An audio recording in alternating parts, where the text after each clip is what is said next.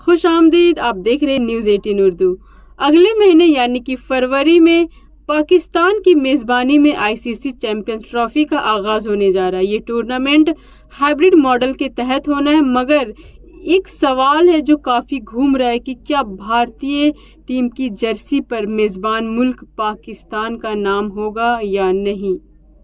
अब इस पर बीसीसीआई के नए सेक्रेटरी देवजीत सैकिया ने साफ बयान दे दिया है। जी हाँ, खबर एजेंसी पीटीआई के मुताबिक देवजीत सैकिया ने साफ किया कि भारतीय बोर्ड चैंपियंस ट्रॉफी के दौरान आईसीसी के सभी रूल्स को मानेगी। यानी कि उन्होंने क्लियर किया कि सभी टीमों की तरह भारतीय टीम की जर्सी पर भी पाकिस्तान का नाम होगा। इसके साथ ही इजाज़त दीजिए और बाकी की खबरों के लिए न्यूज़ 18 उर्दू के साथ बने रहिए। शुक्रिया।